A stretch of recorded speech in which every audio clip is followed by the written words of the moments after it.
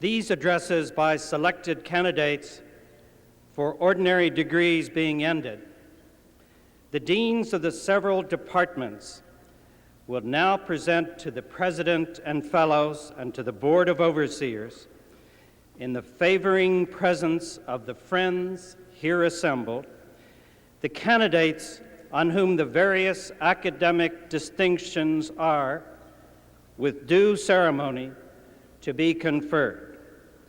The Dean of the Faculty of Arts and Sciences. Mr. President, Fellows of Harvard College, Mr. President and members of the Board of Overseers, in the name of the Faculty of Arts and Sciences and by its authority, I have the honor to report on 4 groups of candidates who will be presented to you today. The first will come the candidates for the degree of Doctor of Philosophy. Next, the candidates for the degrees of Master of Arts, of Science, of Engineering, and of Forest Science will be presented. Third will come the candidates for the degrees of Associate in Arts, Bachelor of Liberal Arts, and Master of Liberal Arts in Extension Studies. Finally, near the close of the exercises, the seniors in Harvard College and Radcliffe College, who are candidates for the first degree in arts or in science, will come before you.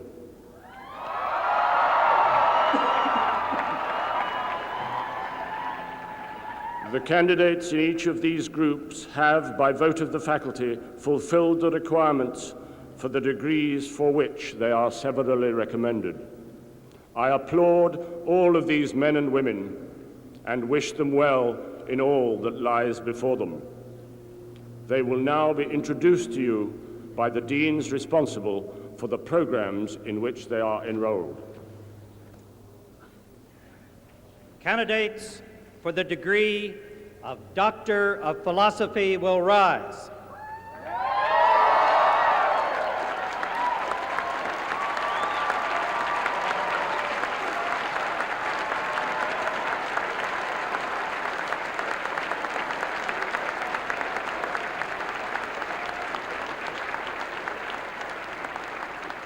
The Dean of the Graduate School of Arts and Sciences. Mr. President, Fellows of Harvard College, Mr. President and members of the Board of Overseers, As Dean of the Graduate School of Arts and Sciences, I have the honor to present to you these scholars, all of whom have devoted themselves to the rigorous pursuit of advanced study, have attained high distinction, and have made original contributions to knowledge in their several fields of scholarship.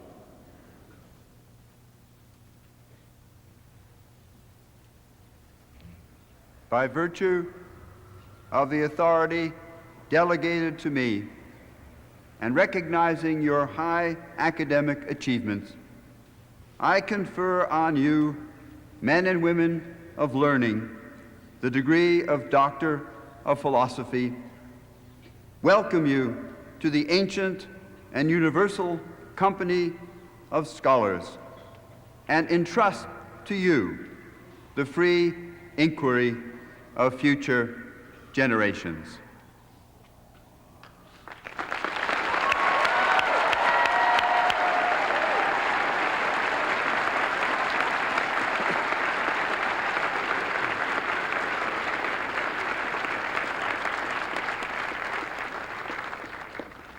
Candidates for the degrees of Master of Arts, Master of Science, Master of Engineering, or Master in Forest Science will rise.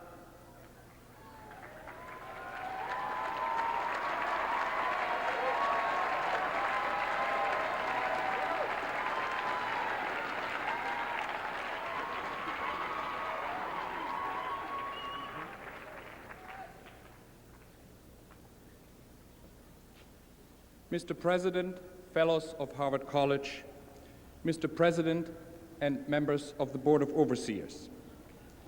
As Dean of the Graduate School of Arts and Sciences, I have the honor to present to you these candidates, all of whom have taken the first commendable step of advanced study in their respective disciplines.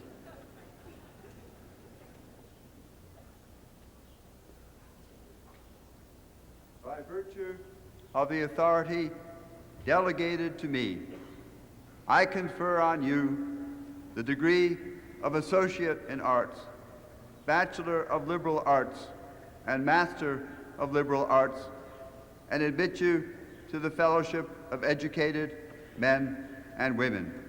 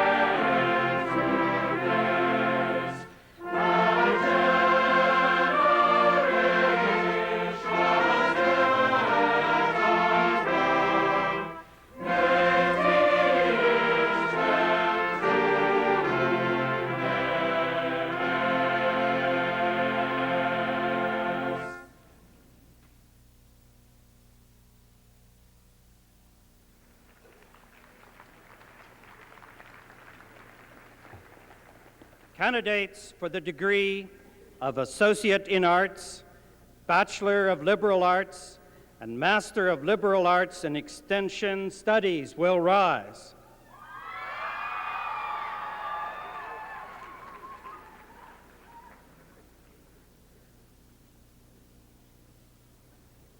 Mr. President, Fellows of Harvard College, Mr. President, members of the Board of Overseers. As Dean of Continuing Education and University Extension, I have the honor to present to you these students, candidates for the degree of Associate in Arts, Bachelor of Liberal Arts, and Master of Liberal Arts in Extension Studies. By virtue of the authority delegated to me, I confer on you the degree of Associate in Arts, Bachelor of Liberal Arts, and Master of Liberal Arts in Extension Studies, and admit you to the fellowship of educated men and women.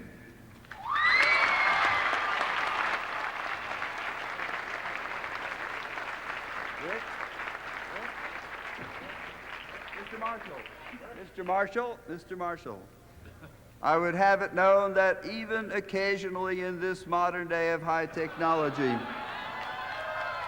some pages are left out of even the President's book.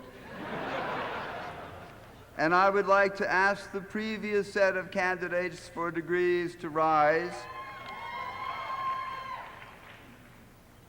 That is, those who are standing for Master of Arts, Master of Science, Master of Engineering, and Master in Forest Science.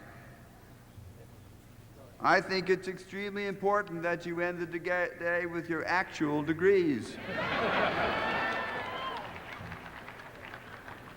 Since I have no text, I will make it up.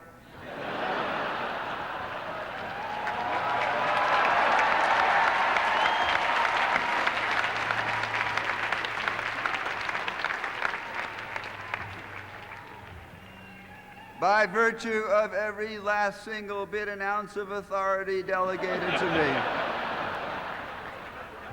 and recognizing every single achievement that you may or may not have made,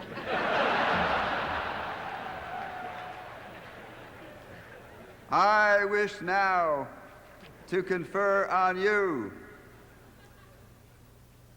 the degrees of Master of Arts, Master of Science, Master of Engineering, and Master in Forest Science. May you do your work well, live your lives well, and take your degrees properly with you.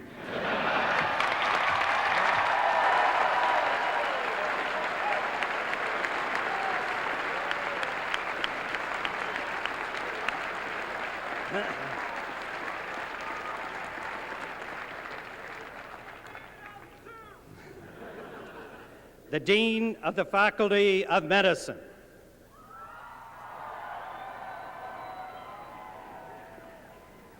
Mr. President, Fellows of Harvard College, Mr. President and members of the Board of Overseers. In the name of the Faculty of Medicine and by its authority, I have the honor to report today that two groups of candidates in the fields of medicine and dental medicine have fulfilled the requirements of the faculty for the degrees for which they are recommended. They will be introduced to you by the deans responsible for the programs in which they are enrolled. Candidates for the degree of Doctor of Dental Medicine, Doctor of Medical Sciences, or Master of Medical Sciences will rise.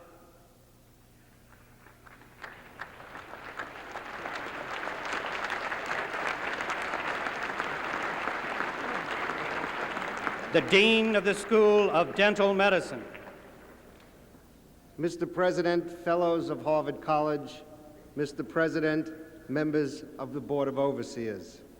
As Dean of the School of Dental Medicine, I have the honor to present to you these men and women, each of whom has devoted either 5 years to the study of dental medicine or at least 3 years to postdoctoral studies aimed at improving health and the quality of life. By virtue of the authority delegated to me, I confer on you the degree of Doctor of Dental Medicine, Doctor of Medical Sciences, or Master of Medical Sciences, and declare that you are qualified for practice and research in a demanding branch of medicine.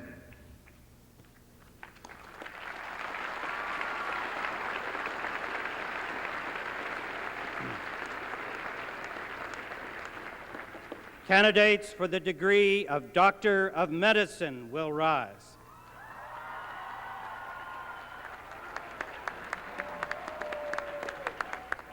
The Dean for Academic Programs. Mr. President, Fellows of Harvard College, Mr. President, and members of the Board of Overseers, as Dean for Academic Programs, I have the honor to present to you these men and women who have worked hard and well to prepare themselves for a life of learning and service in medicine. By virtue of the authority delegated to me, I confer on you the degree of Doctor of Medicine and declare that as physicians, you are ready to engage in an honorable and a merciful calling.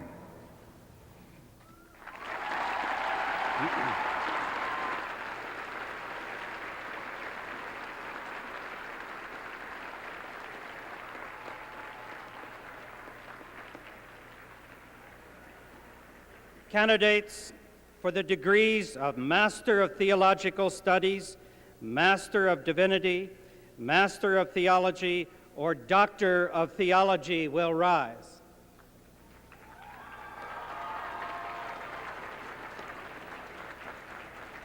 The Dean of the Faculty of Divinity. Mr. President, Fellows of Harvard College, Mr. President, members of the Board of Overseers.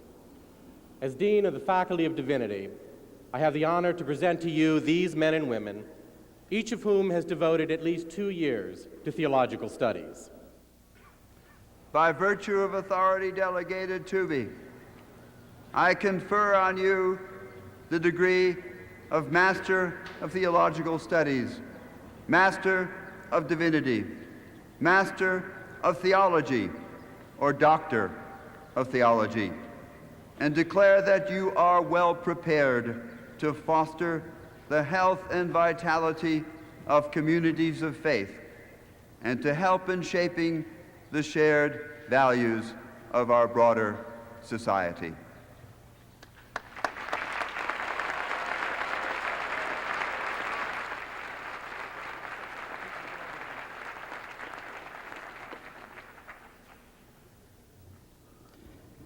Candidates for the degree of Doctor of Law, Master of Laws, and Doctor of Juridical Science will rise.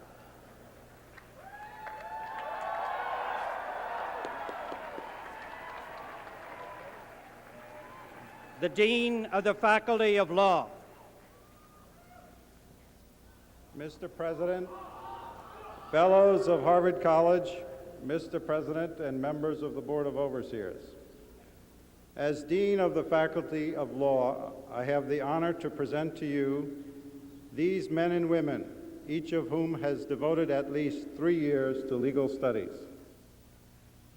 By virtue of authority delegated to me, I confer on you the degree of Doctor of Law, Master of Laws, or Doctor of Juridical Science, and declare that you are ready to aid in the shaping and application of those wise restraints that make us free.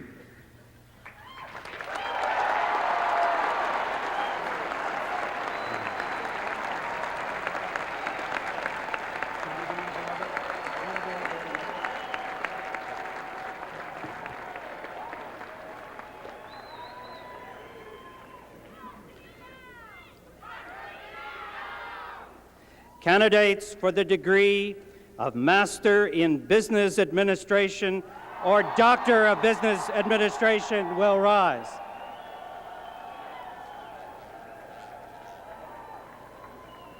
the Dean of the Faculty of Business Administration. Mr. President, Fellows of Harvard College, Mr. President, and members of the Board of Overseers, as Dean of the Faculty of Business Administration, I have the honor to present to you these women and men who have worked diligently to learn the art of general management through the study of business administration. By virtue of authority delegated to me, I confer on you the degree of Master in Business Administration or Doctor of Business Administration, and testify that you are ready to lead people and organizations in enterprises that will serve our society.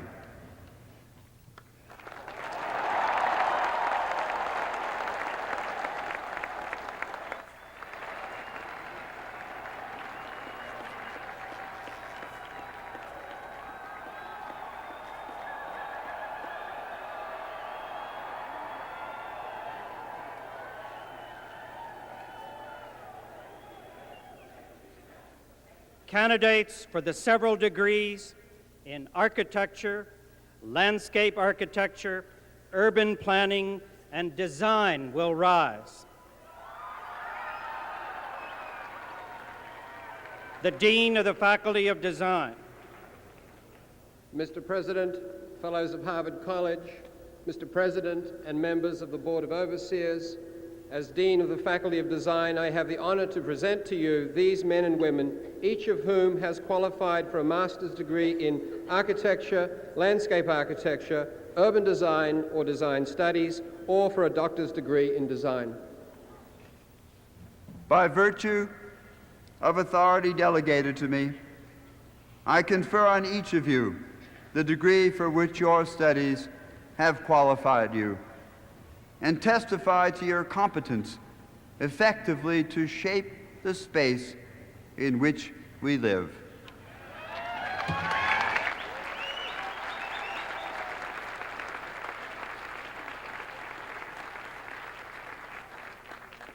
Candidates for the degrees of Master and Doctor of Education will rise.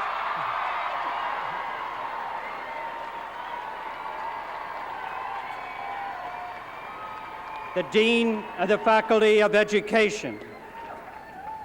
Mr. President and members of the Board of Overseers, Mr. President and Fellows of Harvard College, as Dean of the Faculty of Education, I have the honor to present to you these women and men who, in partnership with us, have prepared themselves to serve as educators.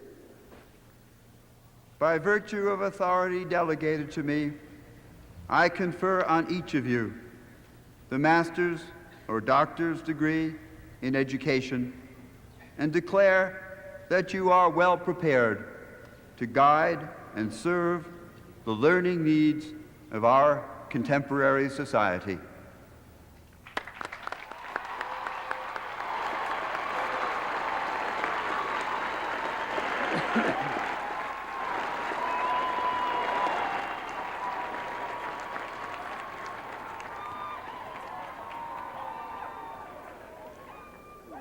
Candidates for the several degrees in public health will rise.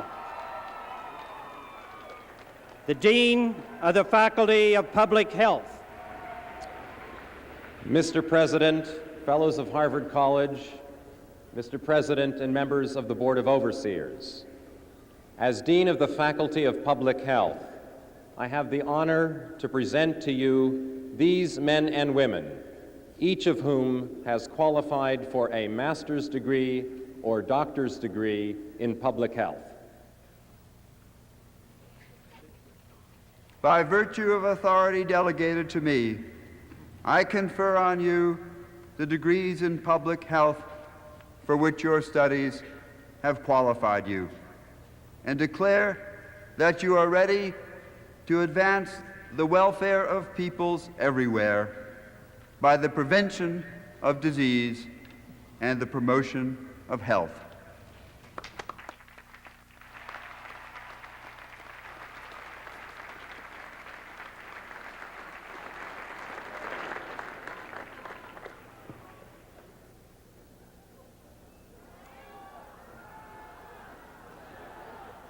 Candidates for the degree of Master in Public Administration, Master in Public Policy, Master in City and Regional Planning, Doctor of Public Administration, or Doctor of Public Policy will rise.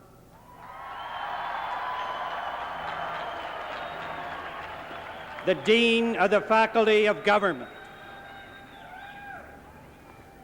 Mr. President, Fellows of Harvard College, Mr. President, and members of the Board of Overseers. As Dean of the Faculty of Government, I have the honor to present to you these outstanding men and women, each of whom has qualified for a degree in public administration, public policy, or city and regional planning. By virtue of authority delegated to me, I confer on you the degrees for which your studies have qualified you, and testify that you are well prepared to offer leadership in the quest for enlightened public policy and effective public administration throughout the world.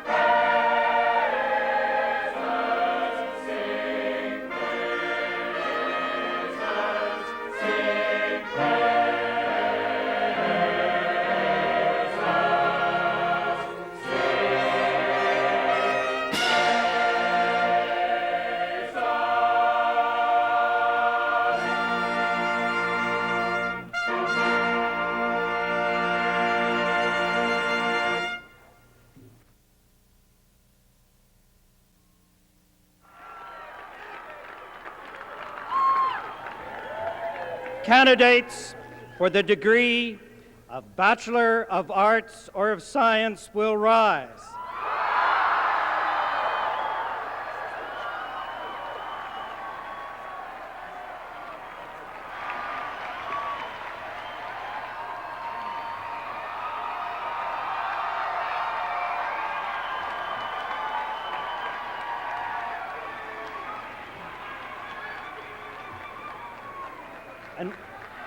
their chosen representatives, together with candidates for those degrees, summa cum laude, will draw near.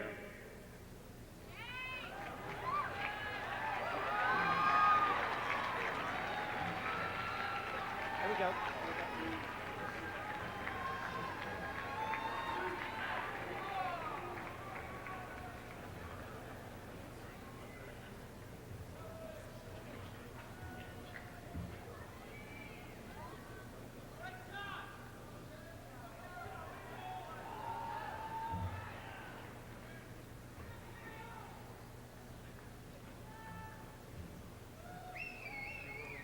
The President of Radcliffe College.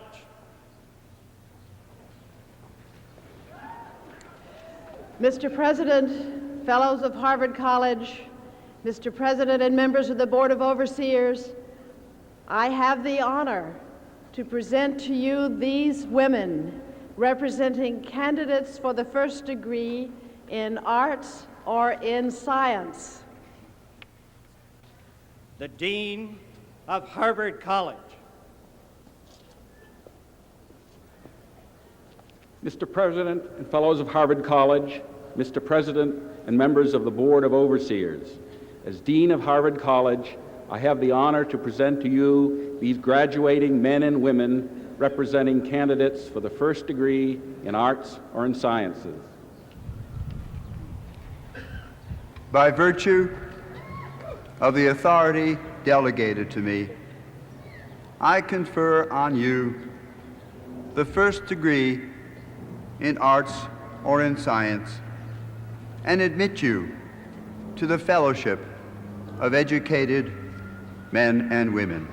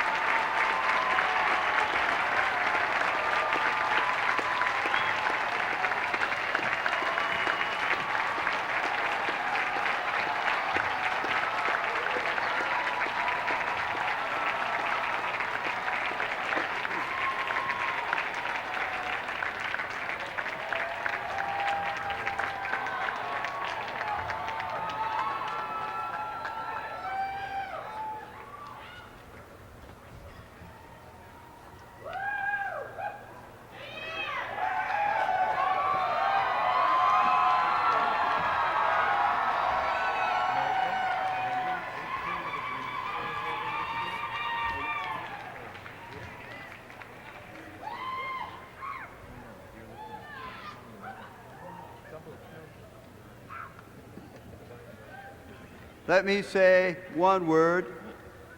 All of you who have received your degrees today in all schools and faculties have earned and deserve them well. But as we were reminded earlier, you have not earned them yourself.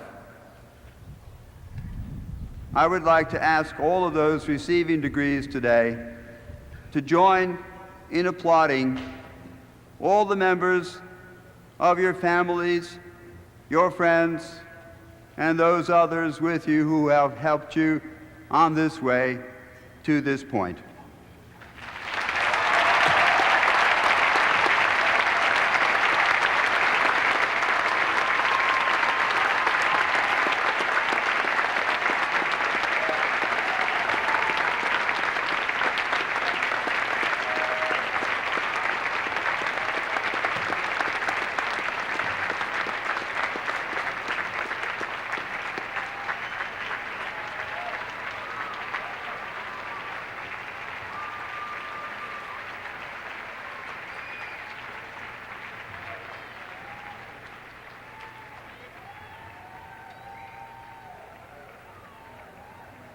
Now, by virtue of authority delegated to me by the two governing boards, I now confer the following honorary degrees. The University Marshal will introduce the candidates.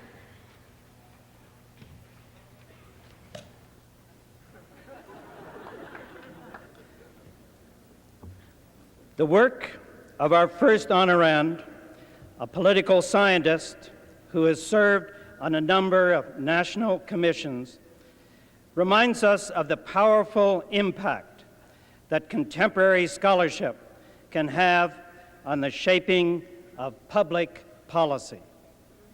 Drawing on many fields of knowledge, his writings have helped reconfigure the study of criminal justice.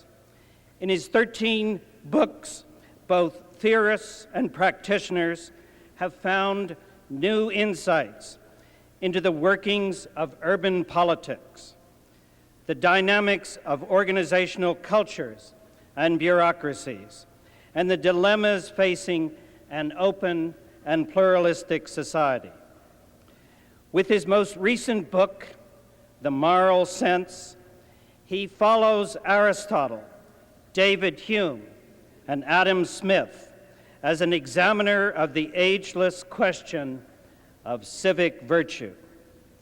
An inspiring teacher, he was for 26 years a professor of government at our own university and a notably public-spirited citizen of our academic community. He has since returned to his native state to become the James Collins Professor of Management at the University of California at Los Angeles. Mr. President, let us give a familial welcome to James Q. Wilson.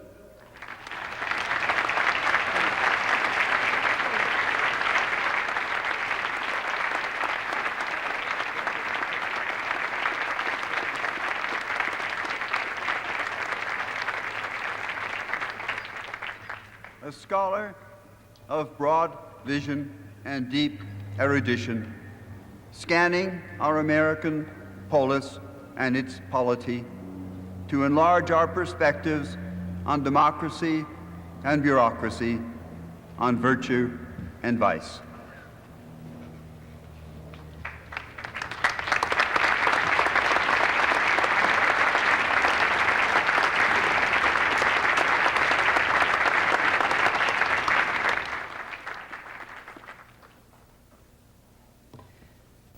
The artistic career of our next guest, a great jazz musician, spans 7 decades. Largely self-taught, he rose to prominence during the Harlem Renaissance as a soloist, composer, and arranger. His recordings and orchestrations soon extended his influence throughout this country and Europe. His sumptuous style of big band orchestration helped define the era of swing music. In bands of his own, he introduced and advanced many renowned jazz musicians. His mastery of the saxophone, trumpet, clarinet, and piano made him one of the first major multi-instrumentalists in the annals of jazz. He's especially known for his alto saxophone solos. As a composer of scores for feature films and television, he infused jazz elements into these mainstream media and helped open Hollywood's doors to other musicians of color. In the 1970s, he took up the teaching of jazz at the university level, and at the age of 86, he continues to enlarge the musical form he helped to create, experimenting with new compositional styles in work for large ensembles. Critics and colleagues agree that this protean artist, a hero to generations of musicians, is still at the height of his powers. Mr. President, I am proud to present a jazz legend, Benny Carter.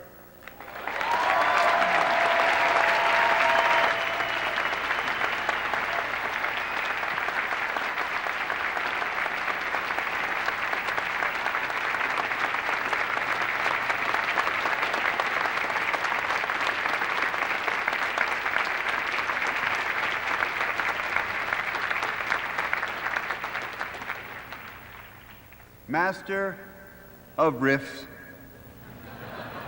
Doctor of Chords, you have charted the changes of an American art form, creating new harmonies with your flair and your grace.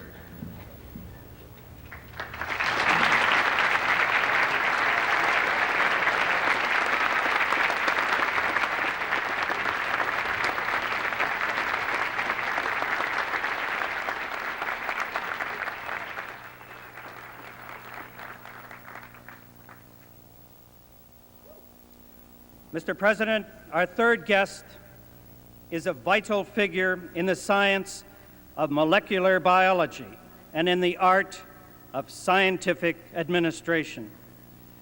She is widely admired for her diplomatic leadership in establishing guidelines to help manage and regulate research involving recombinant DNA.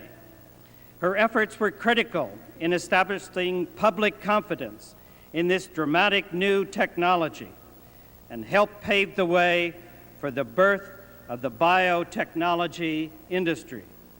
Her own research on repetitive DNA elements has been penetrating and thorough, and her findings have recently helped to elucidate the genetic basis of human disease.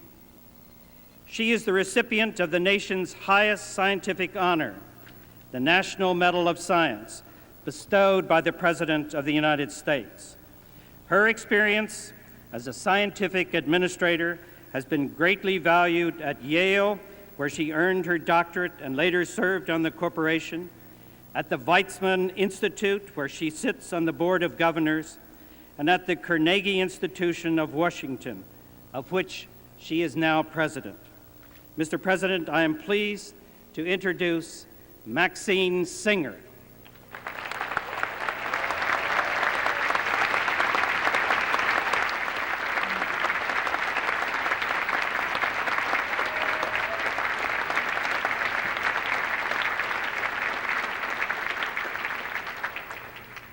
Enterprising and versatile biochemist, adroit administrator, eloquent interlocutor at the juncture of science and society.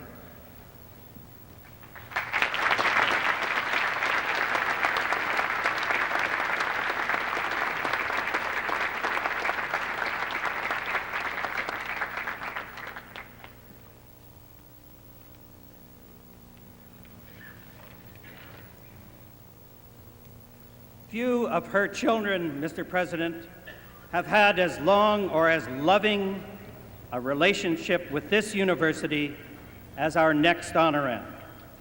To generations of Harvard students, he taught classics, history, and ancient languages. For more than half a century, as deputy to the University Marshal, he formed up our commencement processions. And for no less than 72 years, he has been a regular at our service of morning prayer.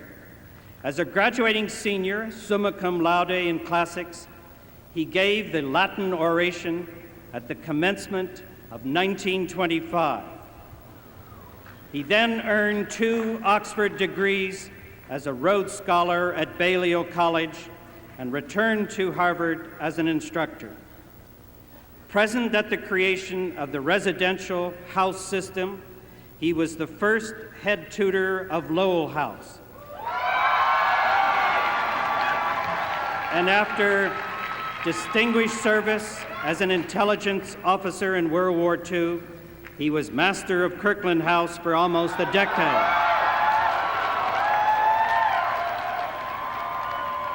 He was twice the acting director of the Center for Renaissance Studies at the Villa Itati in Florence, and twice he had charge of the School of Classical Studies at the American Academy in Rome. His histories of ancient Rome and Greece and his Latin grammar are classics in their own right. He is also our foremost authority on the history and lore of Harvard.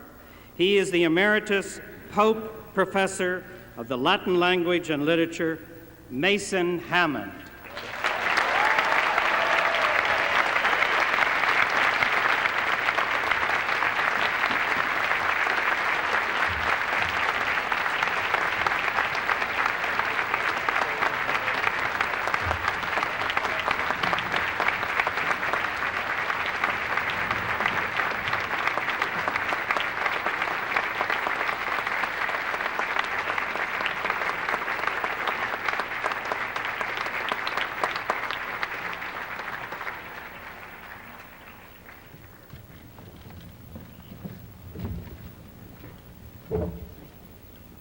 Fautor studiosis, sociis amicus, grammaticae, historiae, morum magister.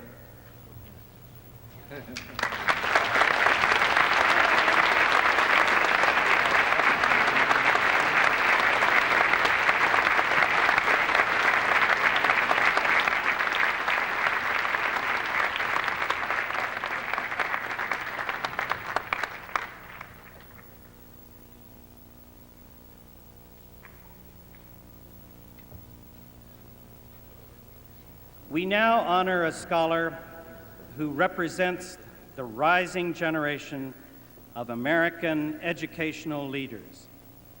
An economist, he was born in San Francisco and trained at Stanford, Oxford, and Yale, where he received his PhD in 1974. Appointed to Yale's faculty that same year, he demonstrated his teaching skill in courses ranging from the history of economic thought to microeconomics. His research on technological change and his impact on industrial organizations has earned him an international reputation.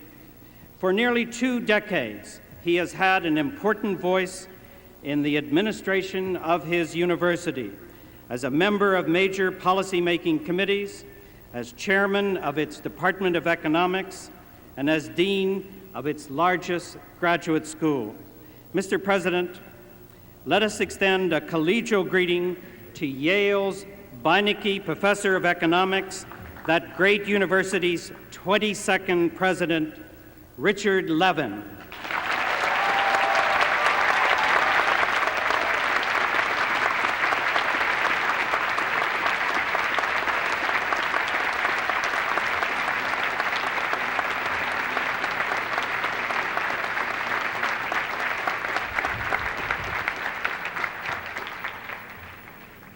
A worldly philosopher whose wisdom and acumen guide an illustrious institution toward a 4th century of promise fulfilled.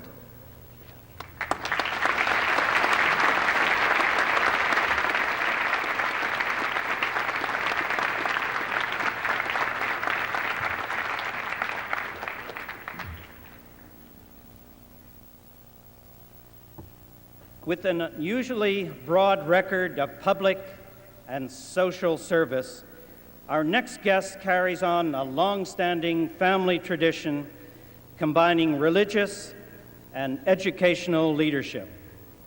His mother was the dean of a historically black college, while his father, a Baptist minister, also served as president of Florida A&M University and Florida Memorial College. For more than 20 years, our guest has been pastor of Bright Hope Baptist Church in Philadelphia, where his father and grandfather also ministered. Encouraged to run for Congress in 1978, he became the first black member to chair the Democratic caucus, to serve as majority whip, and to chair the House Budget Committee. Known as a consensus builder and as a strong proponent of aid to higher education, he also wrote legislation imposing economic sanctions against South Africa. In 1991, he relinquished his congressional seat to assume the presidency of the United Negro College Fund, an umbrella organization providing financial support to 41 independent black institutions. While continuing in that post, he is currently serving as presidential advisor on Haiti, assisting in the reshaping of American policy toward that vexed nation. Mr. President, I am privileged to present the Honorable William H. Gray.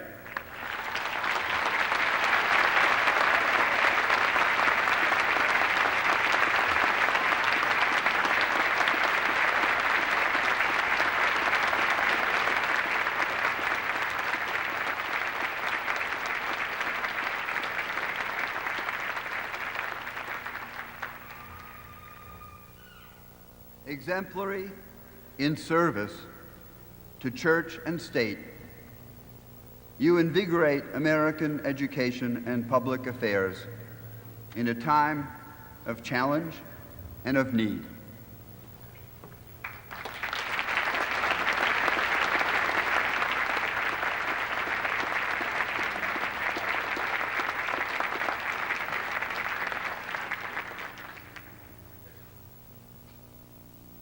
Events in troubled nations around the globe, Rwanda, Bosnia, Afghanistan, Iraq, Haiti, and many more, have loosed a flood tide of refugees without precedent in history.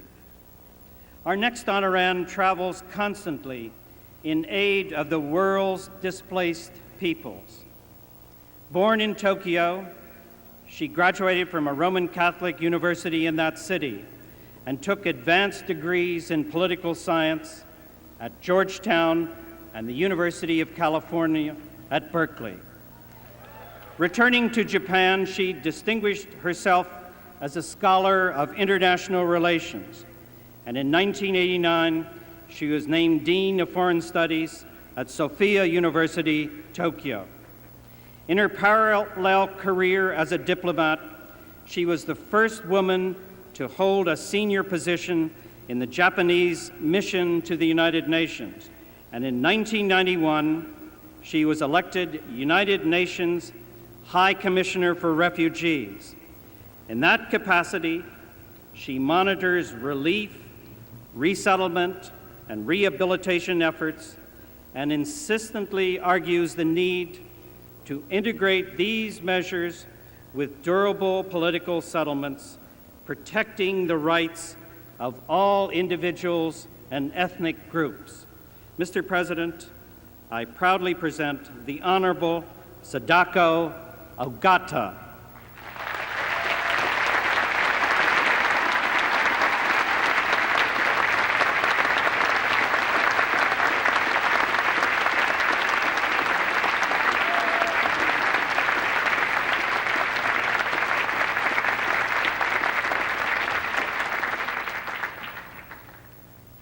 Scholar, diplomat, citizen of the world, an impassioned advocate seeking refuge for the uprooted and dignity for the displaced.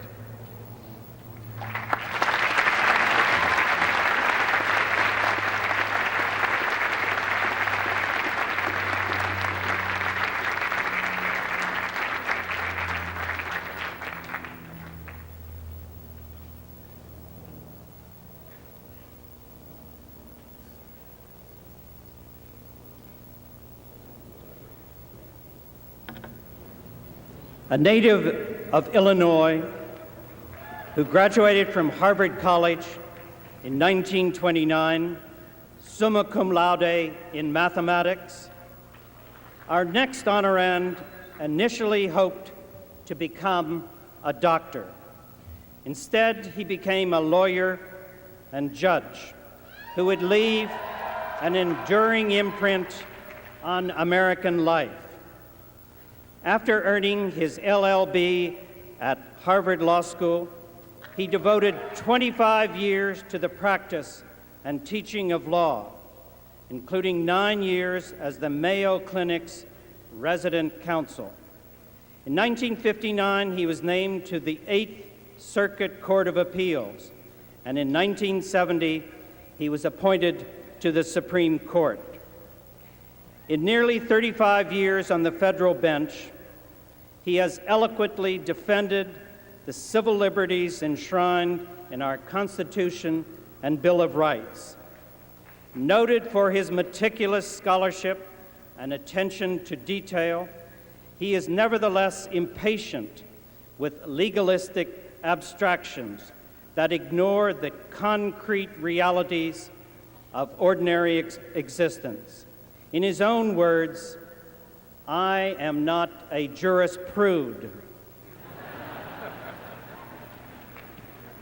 Famously hardworking, studiously impartial, he concludes his distinguished career on the High Court this month. Perhaps no more fitting encomium can be given him than that of Justice Holmes said of Justice Brandeis, "There goes a really good man." Mr. President, the Honorable Harry Blackman.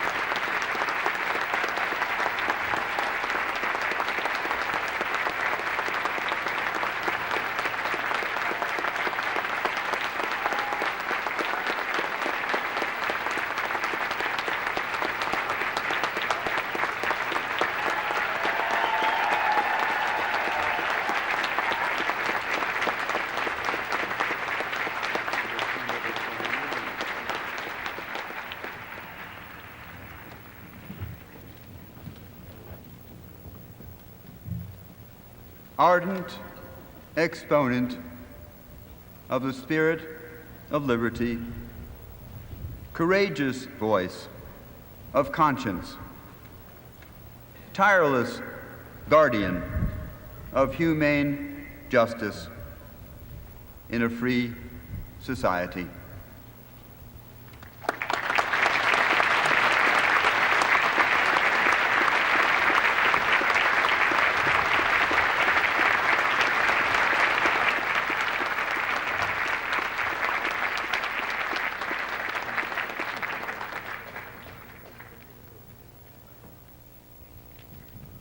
As a student at Harvard College, the last of our guests concentrated in government, graduating with honors. After a tour of duty as an Army reporter in Vietnam, he worked as an investigative journalist and editorial writer at the Nashville Tennessean, at the same time pursuing further study at Vanderbilt University's Schools of Divinity and Law. He ran for Congress in 1976 and served 4 terms as a representative from Tennessee. Following in the footsteps of his father, he then won a seat in the United States Senate and was decisively re-elected 6 years later. Acclaimed for his efforts on behalf of arms control and health care, he has also played influential roles in such evolving fields as information technology and ecology. His first book, Earth in the Balance, outlines an international plan of action to confront the global environmental crisis. Published 2 years ago, it became a bestseller. In his present position, he helps plan and steer a wide range of programs and policies. A member of the 25th year class of 1969,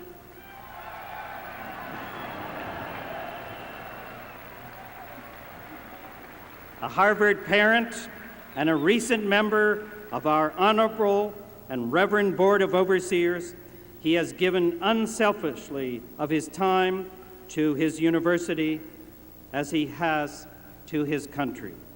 Let us greet the Vice President of the United States, the Honorable Al Gore.